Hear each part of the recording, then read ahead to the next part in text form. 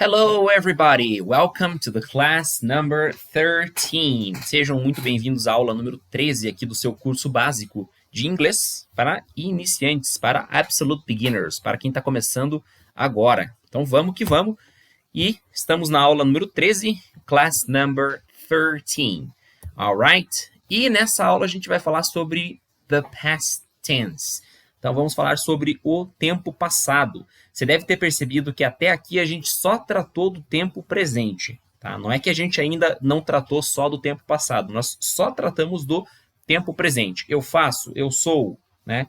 eu vou, eu trabalho, eu estudo, etc. e tal. Então, vamos ver aqui um pouquinho do past tense, do tempo passado. Antes de mais nada, vale lembrar que em inglês, majoritariamente, os principais tempos relacionados ao past tense, ao tempo passado, são past participle, simple past e present perfect. Nessa aula, a gente vai falar apenas sobre o simple past, beleza? Então, past participle e present perfect vão ficar para as aulas vindouras, tá beleza? Então, antes de a gente começar também, vamos entender o seguinte. No tempo verbal simple past, a gente tem basicamente dois tipos de verbos. Regulars and irregulars, ou seja, regulares e irregulares. Bom, regulares, como a própria palavra já diz, ele tem uma regrinha para você formar esse verbo no passado, né?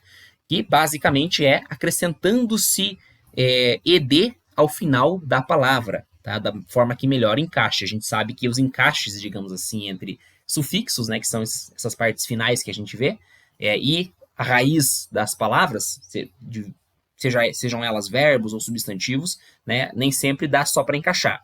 Algumas vezes dá, algumas vezes tem de ser feitas algumas modificações. Então, nesse caso aqui, a gente tem o verbo work, tá? Que no passado fica worked. Tá? Reparem que eu não pronuncio assim, worked, não, worked. Tá? O verbo work ele é um verbo que é meio que uma armadilha para nós brasileiros pronunciarmos, tá? Então é worked. Você quase não sente esse ed no final, mas ele está ali, né? E ele é perceptível sim.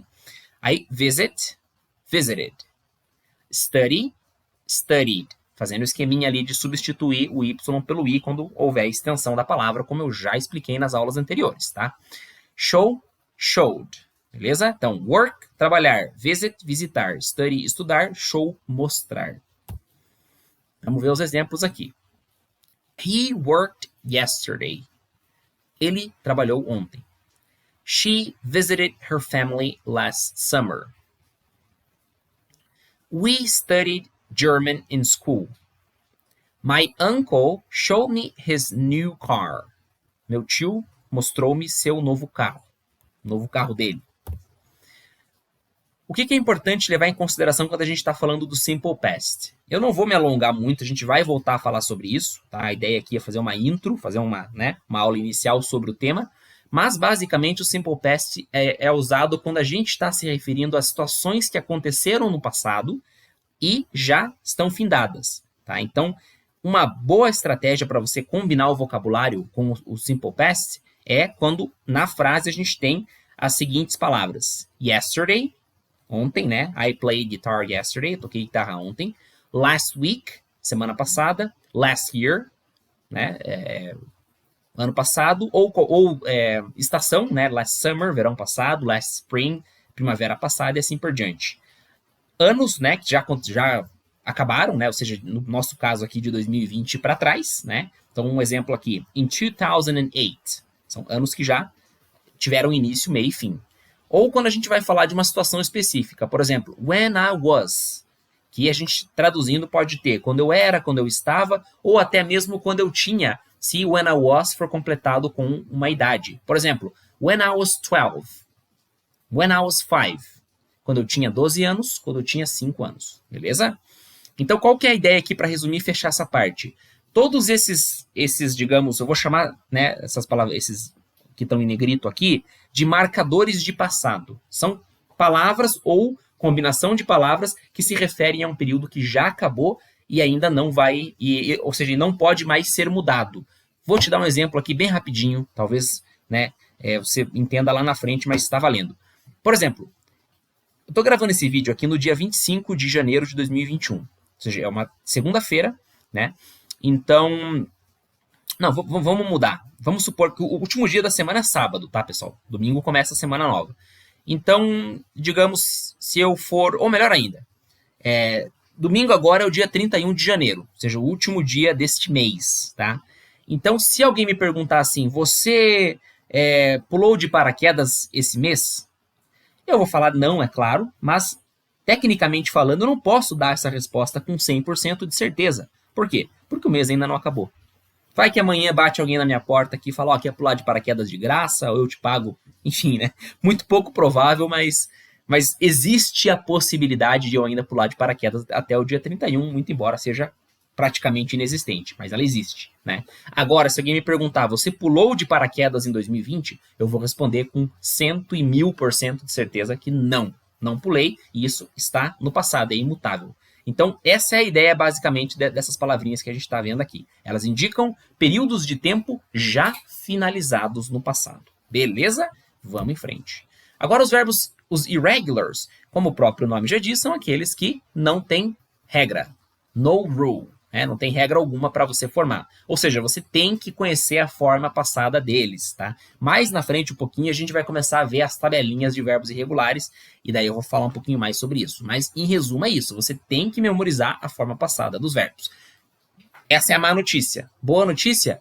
Eles são a minoria dos verbos da língua inglesa. Eles não são poucos, a gente está falando tranquilamente de aí de uns 100, 120 verbos, né, para ficar bem confortável, né, na comunicação, mas se levar em consideração que existem aí pelo menos 400 mil no idioma, então, né, sabemos que eles são a minoria, né? Então, seria essa a boa notícia. Então, have no passado fica had. Say fica said. Ele é quase um regular, né? Por um pouquinho que ele não é regular. Mas vamos lá. Be, temos was e were. Eu já falo melhor sobre ele. Speak, spoke.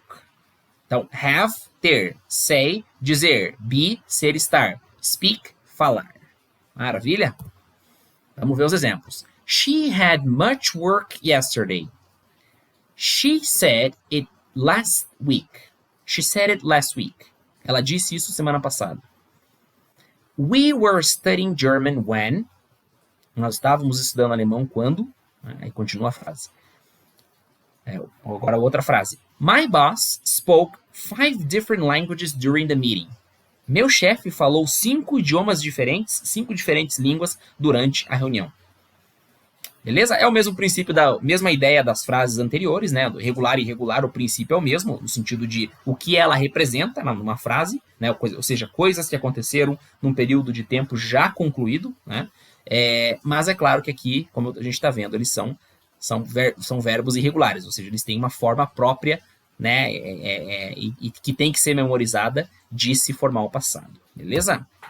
Então, o verbo to be, que é o verbo mais importante de qualquer idioma, no caso do inglês seria o nosso ser e estar, condensados em um verbo só, a gente tem a seguinte forma. Was, né, para eu, né, I, he, she, it, ele, ela, isso, e were para todos os demais. Pessoal, olha a pronúncia, não é were, como a gente já viu onde, né, W-H-E-E-R-E, where. Não, were, ok? Uma boa frase para você treinar é falar assim, where were we? Where were we? Onde estávamos nós? Quando você quer perguntar para alguém onde a gente estava, onde a gente parou, geralmente se usa essa frase. Where were we? Claro, vai devagarzinho até pegar para não virar um trava-língua, mas were, tá? You were, we were, you were, they were. Lembrando que o you tem 2 vezes porque é singular e plural, né? Para uma pessoa só, para 2 ou mais. E daí he, she, it was. I was, he was, she was, it was. Beleza? Então é isso por essa aula. Te vejo na próxima. E tamo junto. Um abraço. See you.